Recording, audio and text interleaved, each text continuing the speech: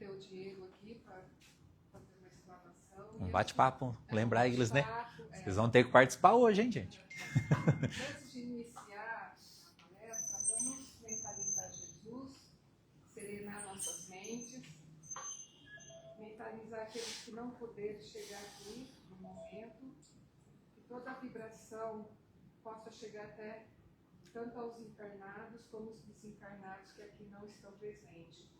Que Jesus possa nos enviar os mentores e com passe coletivo possa nos dar toda a energia necessária para começar um novo dia, uma nova semana. E tua prece, Senhor Jesus, nos fortaleça para vencer todos os obstáculos que surgem ao nosso caminho.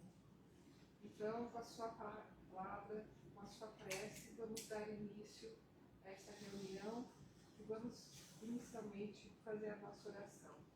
Pai nosso que estais nos céus, santificado seja o vosso nome.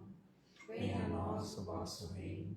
Seja feita a vossa vontade, assim na terra como nos céus. O pão nosso de cada dia nos dai hoje. Perdoe as nossas dívidas, assim como nós perdoamos aos nossos devedores. E não nos deixeis cair em tentações, mas livrai-nos de todo o mal. Pode vir em minha glória para sempre. Que assim seja. Palavra para você. Quanto tempo? 2 horas? 2 horas. 2 horas é pouco, Vamos lá, mas hoje vocês irão participar, tá? Muito boa noite. Uma alegria estar aqui nessa casa, que não é aquela casa, mas a egrégora espiritual que se une para trabalhar conosco é a mesma, né? Então, fazer parte desse grupo pela terceira vez, primeira vez agora esse ano, nós estamos aqui batendo um papo com vocês, e é justamente essa nossa proposta de hoje, tá? Realmente bater um papo. Tânia me perguntou essa semana sobre algum tema, sobre alguma coisa específica. Eu falei, olha, não tenho nada assim pronto, nunca tenho, mas uma coisa que sempre dá muito certo é um jogo de perguntas e respostas.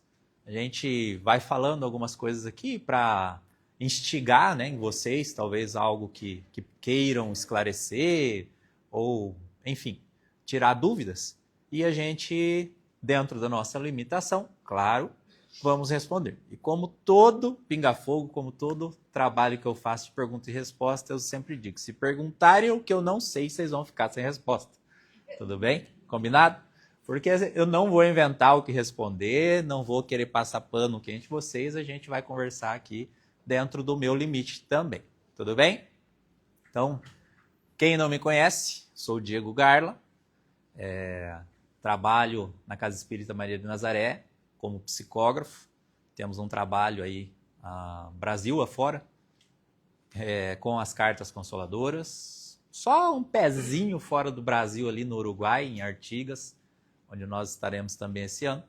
Mas é um movimento muito expressivo da mediunidade, certo?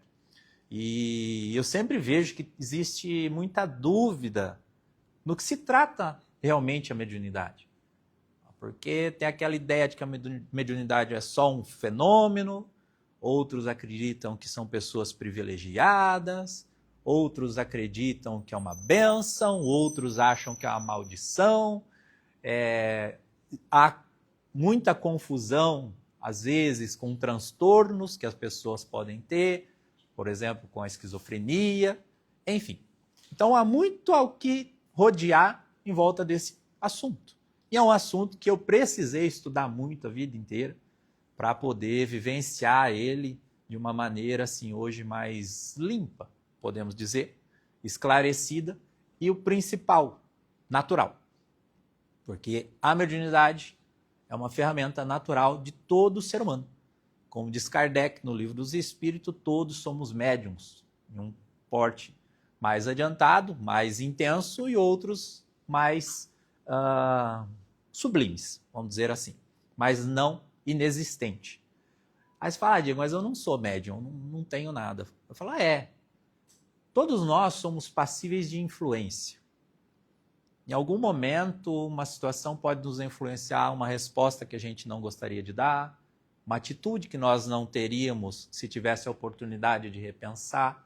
São várias ocasiões que esse envolvimento nosso espiritual, sem a consciência nossa própria ali para discernir, para escolher, nós nos tornamos passivos, muitas vezes, às situações que nós não gostaríamos de agir.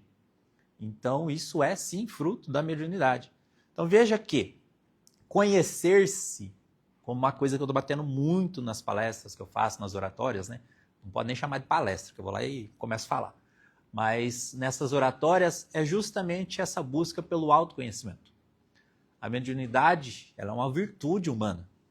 E se nós não a conhecermos como tal, ela pode sim se tornar uma obsessão, ela pode se tornar uma ferramenta do mal, ela pode se tornar várias situações que são desagradáveis a nós, que se tornam desagradáveis a nós, assim pelo mau uso, porque estaremos em sintonia com um plano mais infeliz, que com facilidade vai tomar escolhas para nós. Vamos às obras, por exemplo. André Luiz, eu não vou me lembrar o livro, porque eu falo, as histórias de André Luiz para mim é engraçado. Desde do Nosso Lar até A Vida Continua, para mim é um negócio só. Eu não consegui dividir e guardar cada... essa história está nesse livro. Nesses dias eu tive o privilégio de passar um final de semana inteiro com o Jorge Elahá. Aí ele contando as histórias, porque no Obras Póstumas, se tivesse capítulo, seria no capítulo 31, se você contar os itens, no 21º parágrafo, tem uma frase que ele disse, eu falei, meu Deus... Eu falei, como é que você faz isso? Eu falei, Deus me deu a memória. Eu falei, deu a minha para você também, porque eu não lembro. Mas, enfim, a história de André Luiz resume-se em quê? Ali, eles analisando qual que era o comportamento de uma obsessão. Em uma pessoa encarnada sofrendo a obsessão do plano espiritual.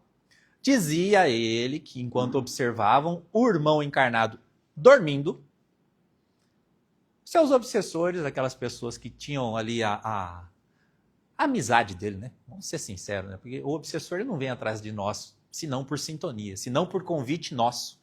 Então ele nos torna nosso amigo. Se ele tem as mesmas vontades que nós, é nosso amigo. Então aquele irmão estava ali observando aquele rapaz dormir, e André Luiz ali, com as suas anotações, com as suas vigias, percebia que ele vigiava até o sonho daquela pessoa. Para quê? Para ter um conhecimento de tudo, realmente, onde induzir.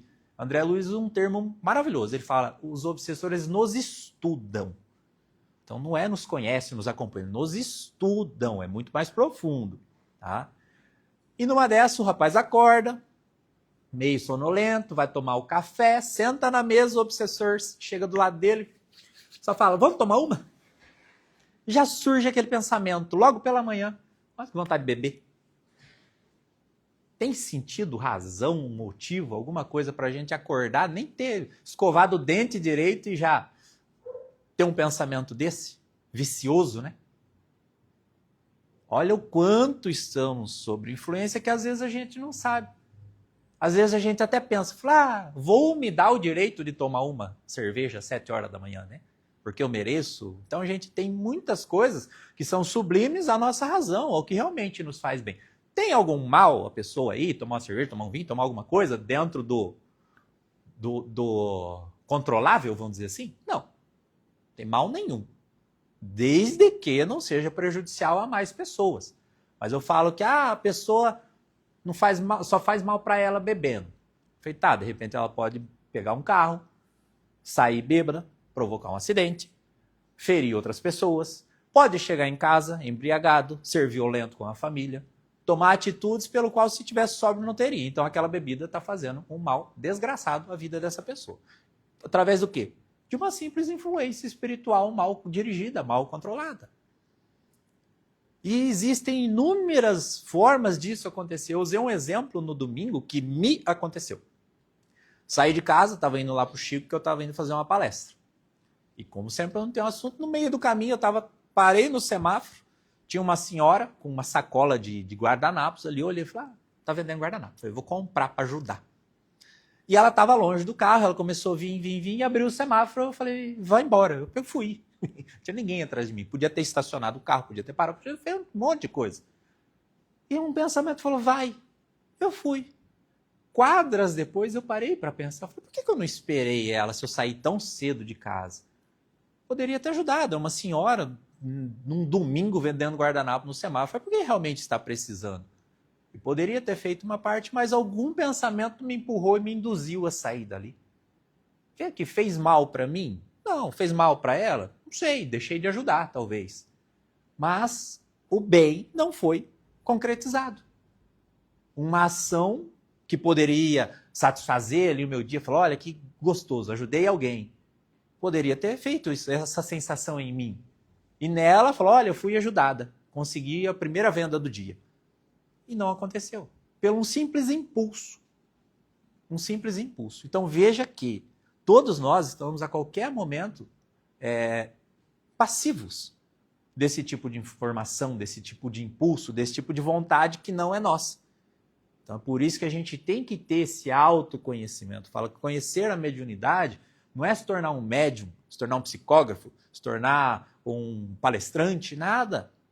É se tornar um ser humano melhor. A mediunidade nada mais é do que uma válvula que nós temos, assim, vamos usar, uma válvula no sentido de uma abertura que ela provoca, com um plano superior. Com aquele plano espiritual que vai nos guiar, que vai nos dirigir. Então, se nós temos junto de nós, segundo o Livro dos Espíritos, um anjo protetor, um mentor, o que vocês quiserem chamar, nos orientando, nos auxiliando, ter a mediunidade dentro do nosso conhecimento, de uma forma usual, positiva, vai fazer nós o quê? Pessoas melhores. Melhores orientadas, melhor guiadas, melhor influenciadas, de vibração positiva, e tudo isso vai fazer algum mal para nós? De maneira alguma. Então vê que buscar esse conhecimento nada mais é do que buscar a felicidade, por consequência. E não buscar um trabalho, uma missão, cumprir com o meu papel diante do mundo, né? Fala assim, eu quero ir embora com uma missão espiritual para o meu nome ficar gravado aqui. Isso aí não é missão mediúnica, isso é ego. É ego espiritual, né? É uma vaidade espiritual. Assim, eu quero reencarnar daqui 50 anos e vim aqui falar, nossa, quem será que foi o Diego Garland? Olha que rapaz bom. Né? Para quê? A função não é zelar pelo meu nome, mas sim tratar a minha parte espiritual, que ainda é negra, né? Negra no sentido obscuro, das sombras, para um ser um pouquinho mais iluminado, um pouquinho mais esclarecido. Estão entendendo? Sim. Por favor, a qualquer momento que vocês quiserem perguntar alguma coisa, é só dizer, tá? Então, é por esse motivo que eu gosto de tratar tanto a mediunidade de uma forma natural, de uma forma humana. Por quê? Todo médium é um ser como todos nós, como todos vocês. Não tem diferença, não tem mais evolução, não é para ficar idolatrando, não é para ficar acreditando que ele é capaz de curar tudo, arrumar tudo na nossa vida. Porque o médium é uma pessoa cheia de defeito. Ele só entendeu que uma das suas funções, das suas particularidades aqui, pode ser exercida a favor do bem. Outros tantos médiums são pessoas que usam dessa influência a repercutir pelo mal. Existe um livro, por exemplo, não vou lembrar o nome do livro, que eu já falei que eu sou horrível de memória, a minha está lá com o Jorge, que ele trata da história, por exemplo, do Hitler. E ele falava que o Hitler era uma pessoa que ela era extremamente influenciada, ele tinha uma energia, uma carga em volta dele muito densa. E foi uma pessoa que conviveu muito tempo com ele, escreveu como se fosse uma biografia. E dizia que quando ele ia para aqueles discursos públicos, que era aquela multidão de pessoas que ele queria ali persuadi-las a segui-lo, a ideologia dele, ele subia naquele palanque, ele falava com tanta intensidade, com tanta energia, que era um negócio assim que em volta dele ficava um ambiente extremamente pesado. Ao terminar os discursos, dizia que ele caía, convulsionava. Chegava a convulsionar. Aí vão lá para os livros de novo. Esse é o livro que é Nos Domínios da Mediunidade, de André Luiz. Existe um trecho do livro André Luiz, ele conta, mais uma vez, o estudo do mundo espiritual, do que acontece aqui na Terra. E aí ele falando sobre a mediunidade, ele falando numa pessoa que sofria de uma obsessão muito intensa, quase ao ponto da subjugação. A gente lembra lá no livro dos médiuns, né? Nós temos a influência simples, nós temos uma obsessão e temos a subjugação. Subjugação é um grau de obsessão onde nós somos levados, praticamente. E esse irmão, quando ele sofria dessa influência espiritual, ele pegava e tinha até convulsões. André Luiz, olhando a situação do ser encarnado, dizia que o quadro dele era digno de uma epilepsia. Os espasmos, as convulsões, tudo. Clínico seria uma pessoa epilética. Se você levasse ele num médico que não considera os fatores espirituais, ele é uma pessoa com epilepsia. Porém, ele falava que no plano espiritual, o espírito que estava ali encarnado, sobre essa influência desse obsessor, era como se os dois estivessem saindo no tapa. A briga, a confusão, o envolvimento era tanta energia, que o corpo, que nada mais é do que um robô, né, movimentado a energia espiritual, colapsava. Entrava em curto-circuito. Então o sistema nervoso daquela pessoa, de tanta influência energética espiritual, chegava a colapsar, chegava a convulsionar. Então perceba o quanto que uma obsessão, que uma influência espiritual é capaz de interferir até no quadro de saúde. Se a gente não tiver ali um grau de defesa, de conhecimento, para manter isso apartado de nós. Então, como eu vinha falando, quantas vezes nós somos influenciados, nós somos até num quadro de subjugamento, sem saber. Sem saber. Talvez crises de ansiedade, crises de pânico, que é tão natural hoje em dia, é tão comum. Quem não conhece uma pessoa que não tem uma síndrome de pânico? Ou quem não tem, né? Alguém aqui tem? Só isso. Me senti excluído agora. Já tive. E tudo isso com um grau de influência espiritual muito grande. Muito grande. Muito grande. Ao ponto de, se você deixar se levar com aquilo, você entra num ponto de subjugação. Vamos lá. Boa noite. Muito boa noite. Obrigado pela sua presença aqui. É a segunda vez que eu estou tendo a oportunidade de te assistir. Terceira pé de música.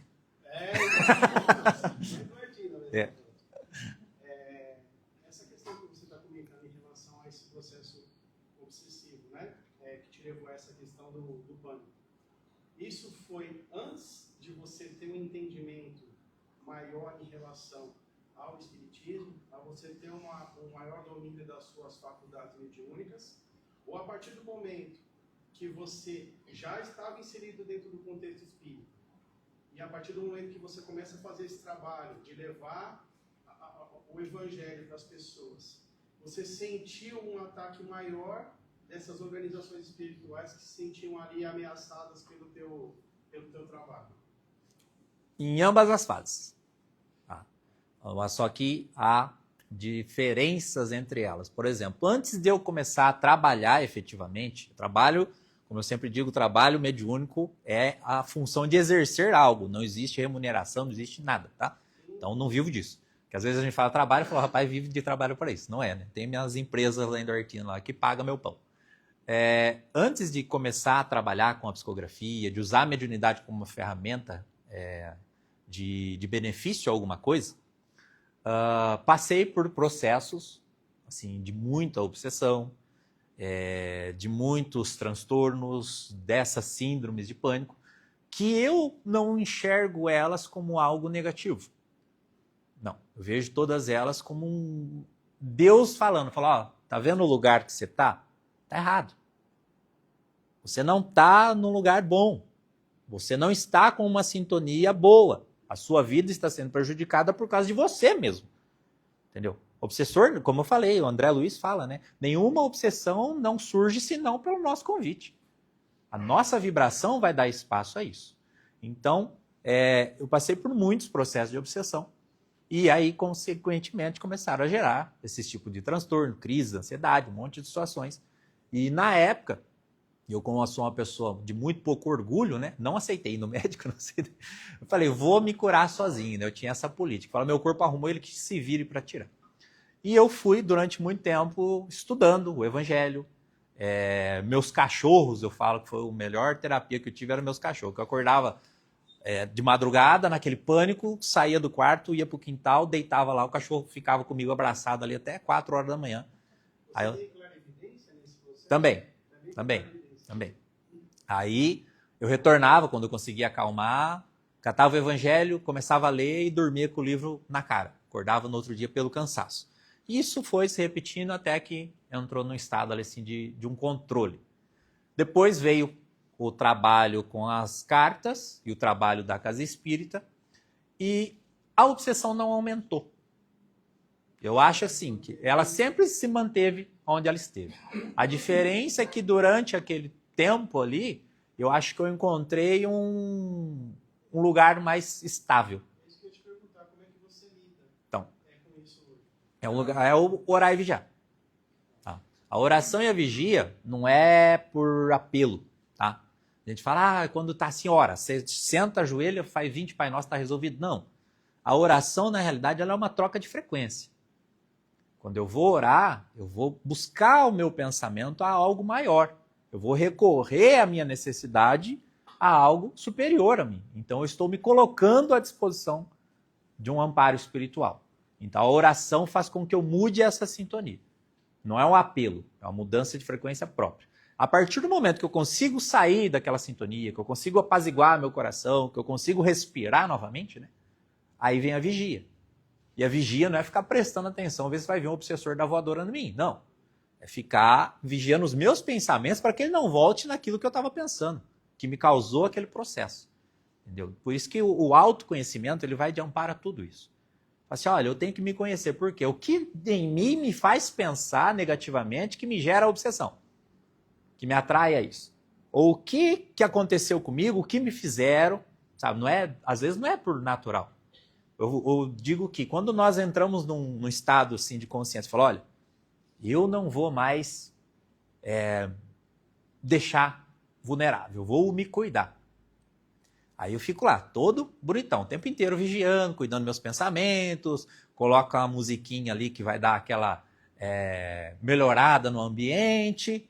Aí de repente me entra a Simone lá e fala um negócio que pega bem na ferida, né? E é sempre uma pessoa que você gosta. É sempre uma pessoa próxima a você. Faz comentários que você fala, meu Deus, como que falou um negócio desse pra mim? Aí o que acontece? É que é o que você falou. Desculpa, não quero ser mal educado.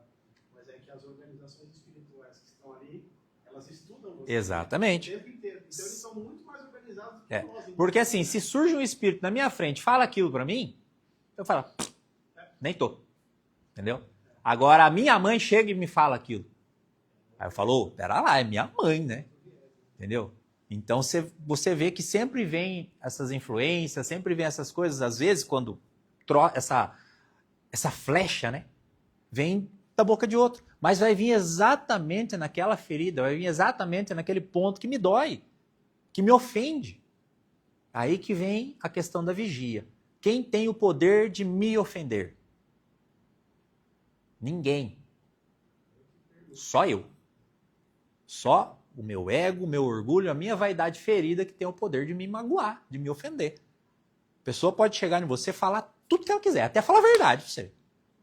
Só que só vai te ferir se acertar no seu ego, naquele ponto seu que você não aceita ser acusado ou ser desmascarado ou o que for.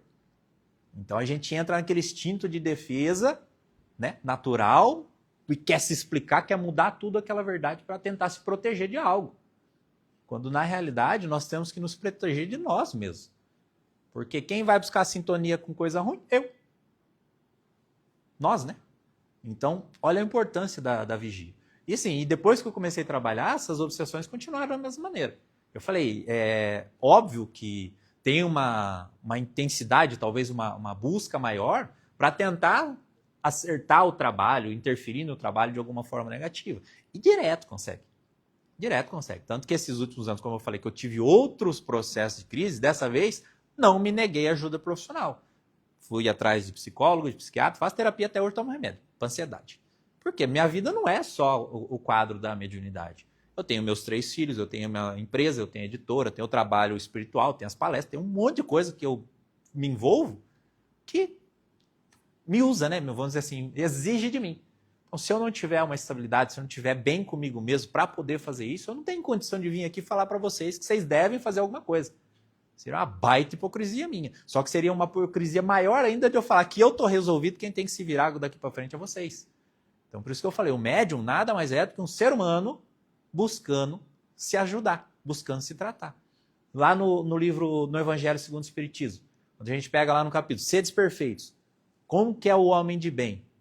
É o perfeito? É o que já consumiu todas as virtudes? É o Cristo? Não. Eles narram, se conhece o homem de bem, o bom espírita, pelo seu esforço em vencer as suas más tendências. Ou seja, é uma pessoa cheia de problema, uma pessoa com defeitos também. E como que eu posso ser essa pessoa de bem? Me esforçar para vencer isso mesmo em mim. E não é pelo próximo. Tipo, eu vou mudar para agradar os outros. Não. Você vai mudar para viver bem com você mesmo. Não é o auto-amor. Não pode confundir auto-amor com egoísmo, com vaidade. Uma pessoa egoísta, tipo, ela diz que se ama para que os outros os amem também. Aí entra naquele estado de narcisismo de uma forma egoísta. Mas a pessoa que se ama para poder fazer bem para o outro, para doar o seu melhor ao outro, isso é a melhor coisa que nós temos que buscar. Nós temos que entender isso, né? Não vamos buscar alguém para nos fazer feliz. Vamos ser felizes e automaticamente a gente vai atrair todo o resto. Nós temos que ser felizes por completo. Porque se eu exigir, falar, você vai me fazer feliz aqui agora, ou daqui pro resto da vida, é sua responsabilidade. Eu transferi para você uma coisa que é minha. Então eu estou te escravizando a minha vida, te escravizando a minha vontade. Aí você não vai mais poder buscar a sua própria felicidade, porque você vai ter que atender às minhas necessidades. Você se abandona. Tá? Então, olha o que eu falo, né? Só uma particularidade da mediunidade, desse autoconhecimento, do auto-amor, olha a abrangência que tem na nossa vida, né? A importância que ela tem num formato todo. Num formato todo. Em cima desse tema, eu falei da sua palestra, minha mãe está assistindo lá de São Paulo. E ela fez uma pergunta aqui, queria aproveitar. Não manda no meu Instagram não, porque tá lá longe, eu não tô lendo. Não, tá vendo agora. Tá. Eu tô vendo um monte de mensagenzinha subindo lá, ó. Quais os instrumentos facilitadores do autoconhecimento, além da psicoterapia com psicólogos? A busca de si mesmo, né? Ela tem, vamos dizer assim, 3 pilares, pode-se dizer. Que é o da razão, da emoção e da espiritualidade. Acho que essa é a base de todo ser humano. Então, assim, dentro dessas psicoterapias, nós vamos buscar muito entre o encontro da razão e da emoção, um equilíbrio. Só que se nós colocarmos só esses 2 patamares na nossa vida, ainda vai faltar um outro para dar sustentação, que é a parte espiritual. Porque se eu encontrar razão e emoção para uma vida material somente, qual é o valor que isso tudo tem de verdade quando a coisa não vai de acordo com aquilo que a gente imagina ser? Porque falar, eu sou uma pessoa que eu não faço mal, que eu vivo bem, que eu me cuido, tá tudo certo. Aí Deus vem, dá-lhe uma cajadada na minha família, me arranca um filho meu. Eu falo, o que eu fiz para esse cara, para ele fazer isso comigo? Entendeu? Então, se nós não tivermos esse terceiro pilar da espiritualidade, ainda vai faltar. Então, é um autoconhecimento da razão, daquilo que nós somos, da emoção, daquilo que nós sentimos, e da espiritualidade, que é o contexto de um todo, daquilo de onde a gente vem para onde a gente vai. Então, eu falo que o livro dos Espíritos, a doutrina espírita em si, ela não é um livro que fala sobre Jesus, que é um livro que fala sobre espiritualidade, que fala sobre plano espiritual, é um livro que fala sobre nós. É um manual de todo ser humano aquilo ali. É um manual de todo ser humano. A gente fala que as obras de André Luiz é muito boa, né? É muito legal. Nossa, aquele André Luiz só se lascou. E nos ensinou, né? Tá, eles ensinou o quê? A não se lascar. Agora, a gente tá aqui louco, né? Eu falei outro dia, eu tava conversando, tava lá na casa do Tato, sabe, que a gente tava marcando um podcast, começando, e eles falando do chegar no plano espiritual, o que esperaria, né? Aí eu pensando comigo, eu falei, olha, eu só espero que quando eu desencarnar, Chico não reencarne para escrever o Nosso Lar 2 e eu ser o protagonista. É a única coisa que eu espero. Porque sei das minhas falhas, enfim, né? Mas a gente tem que pegar todo o contexto da obra espírita, do cristianismo em si, né? E colocar na nossa vida, como um manual realmente. Fala assim, olha, aquilo ali tudo é para um autoconhecimento, é para uma busca realmente do que eu sou, do que eu estou sendo e como eu posso melhorar. Então, sem esse suporte próprio, né? Essa visão para dentro de si mesmo, a gente nunca vai se sentir completo. Porque se eu olhar só em torno, eu vou criar mundos e muralhas em volta de mim que no final da conta eu vou estar dentro de uma prisão. Mas jamais eu vou estar vivendo a mim mesmo, sem o conhecer de si mesmo. Então, essa busca pelo autoconhecimento, como ela falou, se ela não tivesse esses 3 apor, né? Essas 3 bases, e quando a gente fala da questão da espiritualidade, não é a doutrina espírita. É aquilo que nos faz ter consciência do que somos. Essa proximidade, a presença de Deus de uma forma amorosa e consciente. Não posso ter uma fé por coerência. Tá? Eu não posso ter uma fé apenas por consequência. Não, eu tenho que ter uma fé por consciência. Se a fé for por coerência, só para eu vou porque para desencargo de consciência, para viver perto de Deus, para dizer para fulano que eu fui, ou para mostrar para a sociedade que eu estou frequentando, é melhor não ir, faça em casa. Faça em casa. Porque, como nós falamos, tem muito ateu aí que é melhor do que muito religioso. Muito religioso. Ele é muito mais cristão do que quem carrega um crucifixo no peito. Tá? Então a gente tem que ter essa consciência. Então tem que viver por consciência realmente as coisas espirituais. Eu botar dentro do meu coração que eu sou responsável por tudo aquilo que eu faço e também por aquilo que eu deixo de fazer. Não é só o que eu estou fazendo. Aquilo que eu deixo de fazer também vai ter consequências na minha vida. Se eu chegar hoje e falar, eu tenho mediunidade? Legal. Descobri que eu tenho mediunidade. Todos nós somos influenciados? Somos. Então eu tenho que descobrir de que maneira ser bem influenciado. Mas eu fui na casa espírita, eu não gosto daquele pessoal. Um rapaz lá falou uma coisa para mim, tem um outro lá que eu acho que é mais médium que eu e eu não quero concorrência, né? Então tem que ser ali. O que eu vou fazer? Vou abandonar a casa espírita. Você não abandonou a casa espírita. Você não abandonou a doutrina, você não abandonou a religião, você não abandonou Jesus, você não abandonou Deus, você não abandonou nada. Você abandonou a si mesmo. Quando a gente abre mão desse autoconhecimento, nós estamos abrindo mão de nós mesmos.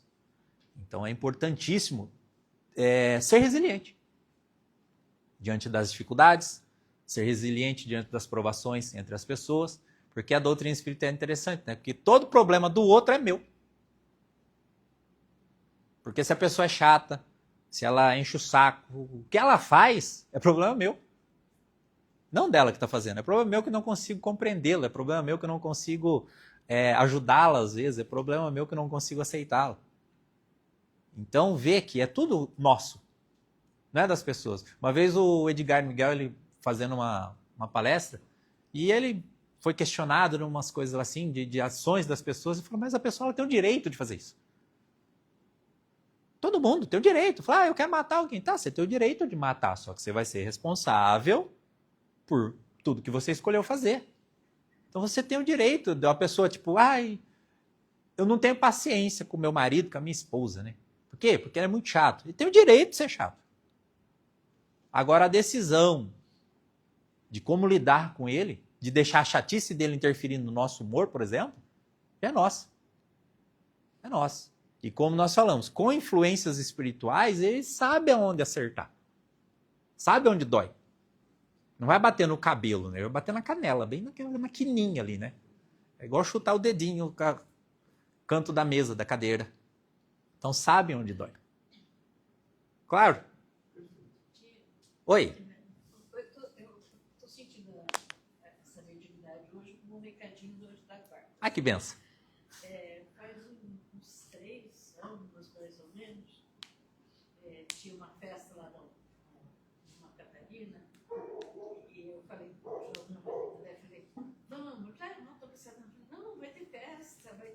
salgadinho, vai ter bolo. E foi o dia que ele foi e conheceu a irmã dele, a Renata, né? Eles se encontraram em encontro de irmãos. E hoje eu estava cansada, quando eu chegar à noite, tem dificuldade para dormir, com os irmãos, ele insistindo no que eu vim. E ele sabe que eu gosto muito de você, para curtir, não adiante. E hoje a gente veio encontrar você e eu também encontro a minha prima, eu tenho saudade. Eu não trago isso. Não. Eu já foi recadinho. Eu digo não, eu repito, né? Eu falo, não digo nada, só repito. O Emmanuel falava, né? Ninguém está no lugar errado. Ninguém está no lugar errado. E eu acho que quando a gente tem esse pensamento, vamos usar do contexto mediúnico. Eu vou ao centro hoje, porque, como você disse, tem um palestrante que eu gosto de ouvir, é um dia bom de ir. Aí você fala, acho que eu não vou não. Qual o sentido de pensar eu não vou não? É você estar deitado na sua cama, com dor de cabeça, uma enxaqueca. Aí você olha para a cômoda, alguns passos da cama, e tá o remédio seu ali, já com o copo d'água te esperando. Aí você fala, vou tomar um remédio, porque tá doendo. Você levanta, dá 2 passos, fala, não vou não. Aí você volta e deita para ficar com dor. Tem razão? Não é algo que você vai buscar para se melhorar? É a mesma coisa. Acho que quando a gente vem na casa espírita, eu acho que a forma mais escancarada, né, da obsessão é justamente essa. Sempre quando a gente planeja, parece que acontece alguma coisa que age contra. A gente fala, nossa, não vou não. Vou mudar, sei, e deixa, abre mão de ir. E talvez aquele dia era exatamente o que você precisaria ouvir para trocar a sintonia daquele irmão que está ali. E por que ele é tão assim, que não quer que você vá? Porque ele vai perder o brinquedo, né? Vamos dizer assim. Ele vai perder o brinquedo. Porque nós somos pessoas encarnadas que, de certa forma, produzimos fluidos para o consumo desses irmãos. E esses fluidos, vamos traduzir de uma forma mais compreensível. Fluido que eu digo, toda a matéria ela tem os 4 estados físicos. Primeiro era sólido, líquido, gasoso. E aí hoje nós temos consciência do estado de plasma, que é o estado de energia que libera cada elemento físico. Tá? A Clara, minha orientadora, no livro Mediunidade e Vida, ela explica essa função dentro do nosso organismo, nosso sistema, dentro do nosso metabolismo, como que cada coisa que nós produzimos, seja por consumo de bebida, de cigarro, uso de droga, parte sexual desvairada, pensamento totalmente descontrolado, uma briga. Por quê? Quando a gente briga, a gente está vibrando alguma coisa. Esse vibrar, o meu organismo começa a trabalhar. Minha suprarrenal começa a trabalhar, vai produzir noradrenalina, vai virar um caos, né? Vai subir pressão sanguínea, vai aumentar meu ritmo cardíaco. Nesse estado, eu estou produzindo uma energia, vibrando um plasma. Esse plasma, por ser etéreo, seria essa quarta essência, é semelhante à matéria do perispírito. E é isso que o plano espiritual consegue consumir em nós. Então, quando a gente ouve aquele termo antigo da doutrina, porque são vampirização, né? Agem como vampiros. É isso que eles consomem. Não é a bebida, o álcool, nada que está dentro de mim. É isso que eu exalo. Então, sempre o nosso organismo é um laboratório. Então, tudo que eu exalo, eles conseguem consumir. Então, a influência deles vem para isso. Então, se eu estou aquela pessoa ali morna, que não faço nada, que estou alimentando esses irmãos no plano espiritual, é óbvio que eles vão querer cuidar de mim com o maior carinho possível. Eles vão fazer de tudo para mim não desencarnar. E para mim, principalmente, não mudar. Certo? Para nós não mudarmos. Então, toda essa influência, ela vem com esse intuito. Então, aquele irmãozinho lá do livro, lá do André Luiz, fala, vamos tomar uma? O que é? O caboclo vai lá no bar, aí ele bebe. Aquela bebida faz com que o corpo dele comece a querer quebrar aquelas moléculas do álcool, onde vai causar embriaguez, que o corpo dele vai começar a exalar aquele plasma da embriaguez, que esse irmão, que talvez ainda seja consumidor, né? Viciado na sensação de estar embriagado, use daquela pessoa para fazer isso, uma vez que ele não tenha o consumo das bebidas da terra num plano espiritual. E assim outras tantas coisas que podem ser passivas à influência disso. Vamos lá. Só de uma parte, já que meu nome foi tocado, né? Fica parecendo na Assembleia, né? Vai constar na ata. O caso que ela contou, acontecem coisas na minha vida que, bom, tudo na nossa vida tem influência espiritual, né? Eu sofri 2 acidentes muito graves. Um eu fiquei em coma 3 meses, quebrei a cabeça, fiquei com uma parte do cérebro exposto. Um outro no Rio, eu sofri um acidente numa avenida Getúlio Vargas, 2 carros. Eu quebrei palavras, perdi os dentes, eu tinha 9 anos, 11 anos. Fiquei 1 ano me alimentando por sonda, eu tinha que sobreviver. Eu procurei a Renata há 10 anos, quando eu fiquei sabendo que meu pai tinha vindo em 68, teve um relacionamento com ela rápido. E, coincidentemente, encontrei ela numa casa espírita. E eu já era seguidor da doutrina espírita. E foi uma coisa assim, já tinha visto ela uma vez, que ela foi fazer uma apresentação com o Carlos, e eu fui lá cumprimentar o Carlos, que eu gostei muito lá na Irmã Catarina, e eu senti alguma coisa assim, eu não queria sair de perto dela, ela teve que me dar um cheque para lá, sabe? Porque ela foi todo mundo embora e ficava perto. Aí ela falou, a gente vai ter que se reunir e tal, não sei qual, eu tenho um canal no YouTube e tal, eu fui embora. Depois, outra vez, vai ser isso. Bom, coisas que acontecem. Uma vez nós temos um salão, rapidinho, nós temos um salão ali na Araújo Leite, e eu fui mostrar para uma pessoa de imobiliária, corretora, e uma das portas estava com as molas quebradas, eu sabia. E a outra com a fechadura, eu arrumei a fechadura. No que eu ergui a porta, eu ergui demais, porque ela queria luz para tirar foto. É um salão grande. Aí, meu filho, ela foi embora. E quem disse que aquela porta, ao que subiu, ela enrolou para trás, assim, sabe a fita? Entrou dentro. E quem disse que descia? E fechando aquele tempo, eu desesperado. Meu Deus, como é que eu vou ficar com esse salão aberto? E aí ficou indo um rapaz ali, ligou, tinha um cara montando um portão, só posso ir à tardezinha. Aí eu, naquele desespero, olha, eu comentei até com o Carlos lá no Carlos Neme, lá no Chico Xavier. E quando eu olho assim, ó, passa um senhor com uma bolsa assim, de ferramenta e 2 molas embaixo do braço. Eu falei, pelo amor de Deus, senhor cai do céu. Ele falou, quando seu filho?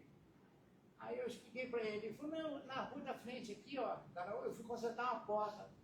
Mas qual a chance de uma coisa acontecer assim? Você entende? Aí ele me ajudou lá, tal, não sei o que, tá. E tem umas coisas assim que acontecem, que às vezes você fala assim, não tem explicação, não tem... não sei, você fica... eu não sei se... eu acho que a parte espiritual que te ajuda, que na Sim. hora... São coisas assim que eu olho assim, tem outras coisas, se eu for citar, mas coisas que acontecem, eu falo, como? Você entende? Não tem outra razão senão ter uma causa espiritual, né? Porque assim, vamos pensar. Às vezes a gente vai querer traduzir isso para as questões espirituais, falar, mas nossa, o que tem a ver uma porta com a mola? Enfim. Mas são demonstrações do quê? Daquilo que a gente necessita naquele momento que surge do amparo totalmente um desconhecido.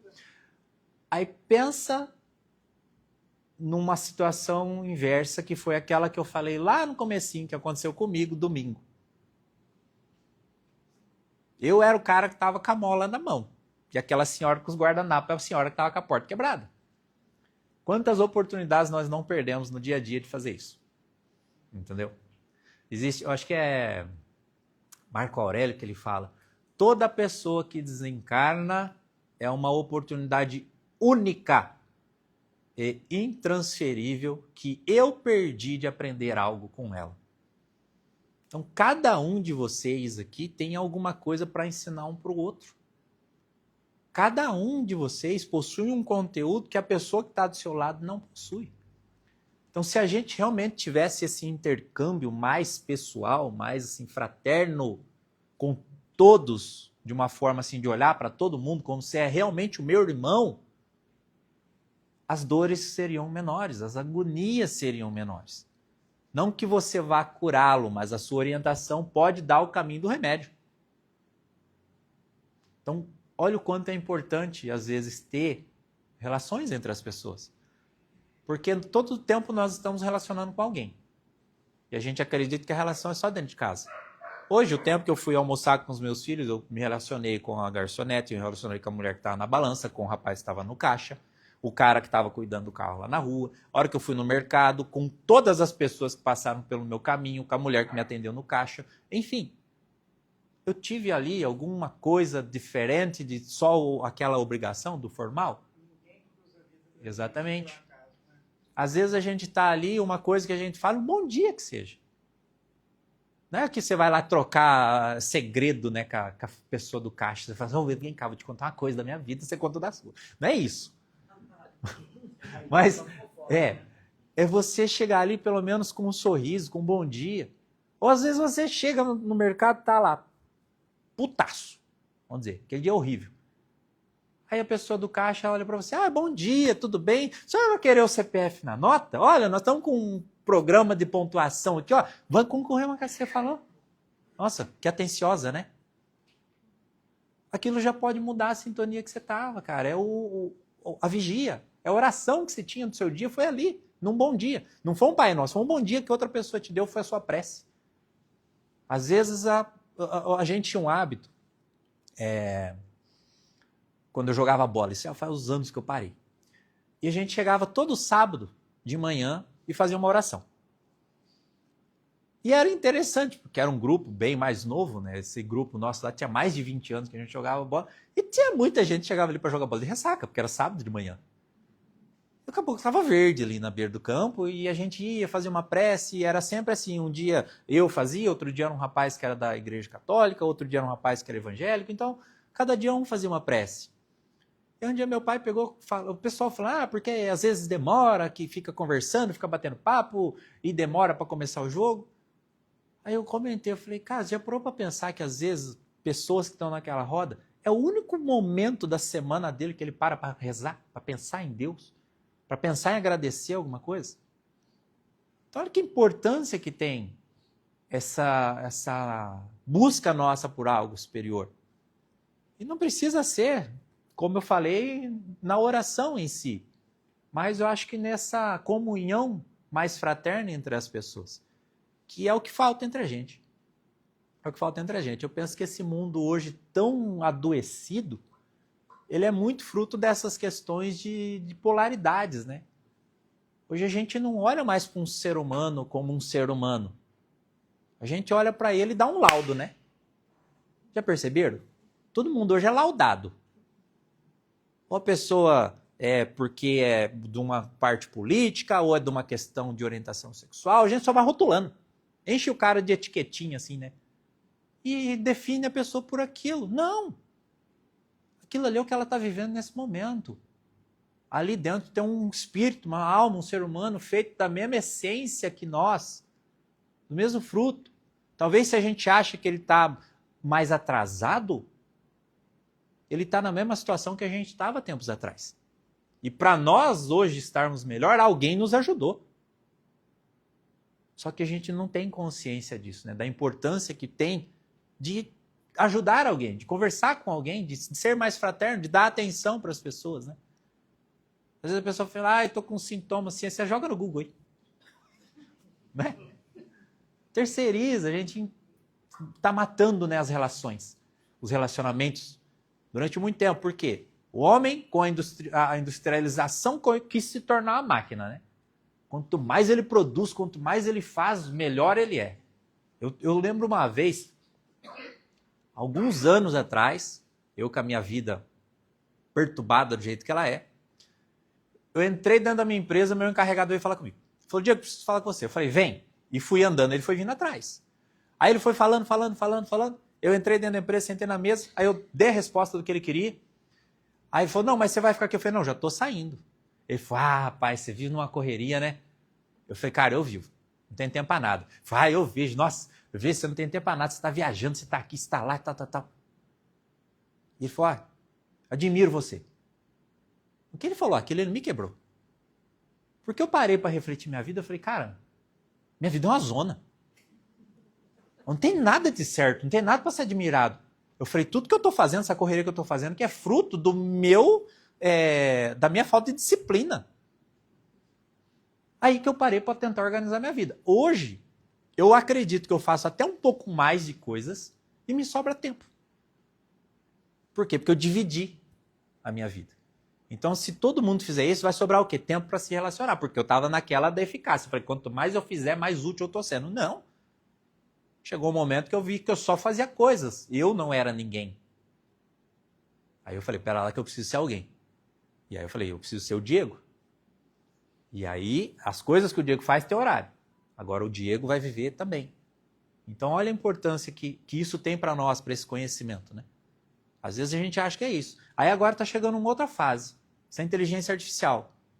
Ela está nos arrancando a necessidade de pensar, né? De agir no pensamento, de fazer as coisas. Isso aí é ruim? Não. Por quê? Porque ela vai otimizar um monte de funções que a gente gastava um tempo danado. Eu lembro que quando eu estava na escola, no colégio ainda, eu estudei em vários colégios, né? Tanto que uma vez eu fui tirar visto, perguntaram lá onde eu me formei, eu não sei. Não fui tirar visto de tanta escola que eu troquei. Aí, eu lembro que eu estudei num colégio em Marília e tinha uma professora lá que tinha desenvolvido uma tese matemática. E a tese matemática dela era um negócio muito simples. Havia uma conta lá de grau, uns negócios de gênero lá, que você fazia 2 páginas de cálculo para chegar no resultado. E ela catava 3 números, multiplicava um por outro, dividia e sempre dava o resultado. Aí eles estavam fazendo uma série de cálculos lá, porque precisava de não sei quantas mil comprovações para virar realmente uma teoria. E elas estavam desenvolvendo aquilo e estava dando certo. Ela falou, tudo que nós testamos deu certo, ainda vai virar uma tese. Beleza. Aí eu mudei de colégio. Quando eu mudei de colégio, estava na mesma matéria, porque era do ano. A professora chegava, me dava a conta lá, eu resolvia em 2 minutos. 2 minutos não, 2 segundos. Falava para ela, número tal. Aí ela olhava minha cara, como que você faz isso? Eu falei, calculo. Ela falava, não dá. Eu falei, dá. Eu falei, não dá para fazer tudo isso de conta tão rápido. Eu falei, dá. Eu falei, faz quantas contas você quiser aí na lousa que eu faço. E fica aí desafiando ele. Nunca contei que eu sabia da tese da outra. Mas enfim. A inteligência artificial nada mais é do que isso. Ela está catando funções que a gente ficava um tempão desenvolvendo. Eu falo ainda, para que eu estudei química na escola? Sei, nunca usei. Sabe, hoje eu não lembro para que eu uso química para fazer nada. Ela tem funções na minha vida? Tem. Eu preciso saber qual que é o processo? Não. Tendo o resultado, tá ótimo. Da mesma forma, a inteligência artificial, ela vai tirar de nós funções que vai sobrar o quê? Tempo para nós sermos o quê? Humanos. Para a gente poder se relacionar, porque a inteligência artificial não vai abraçar ninguém. Ela pode te aconselhar. Vai lá no ChatGPT um dia que você está depressivo, uma tendência horrível. Começa a conversar com ela, trocar mensagem, pedir ajuda, auxílio. Ela vai te dando, vai te dando. Daqui a pouco ela vai falar, assine o plano Plus e vai embora. Agora nós não temos, né? A gente está se colocando nessa função de assinatura também, né? Para alguém ter um acesso nosso por muito tempo, parece que tem que fazer uma assinatura plus, né? Não é assim, gente. A gente precisa dessas relações. E nada mais humano do que a mediunidade para causar isso em nós. Eu falo que a psicografia não é uma comunicação que eu tenho com os espíritos. É uma relação que eu tenho com as pessoas que estão ali. Eu me relaciono com as pessoas que chegam na sessão, atendo elas. Depois, se o espírito se comunicar, eu só entrego o que ele me disse. Mas o meu momento é com as pessoas que estão na sessão. Por isso que eu faço questão de atender todo mundo, porque precisam levar algo daquele momento. Não é só mensagem. Então, quando a gente entender que cada um tem essa função, ninguém é missionário, nem eu. Missionário da mediunidade, missionário do espiritismo. Nós somos missionários da própria vida. A única missão que nós viemos aqui é de melhorar a si mesmo. Ninguém veio aqui para salvar o mundo, gente. Cada um de nós veio para melhorar a si mesmo. E na melhora de cada um aqui, ó, você imagina, nós estamos aqui em sei lá quantas pessoas. Se só tem um bonzinho aqui se melhorando, o que está acontecendo com o resto? Nada. Vão falar, o mundo está perdido, porque só tinha um que prestava. Agora, se cada um fizer a sua parte, buscar realmente esse autoconhecimento, esse autoamor, essa disciplina com Deus, que nada mais é uma disciplina consigo mesmo, nós iremos melhorar um todo, né? Iremos melhorar por um todo. Então,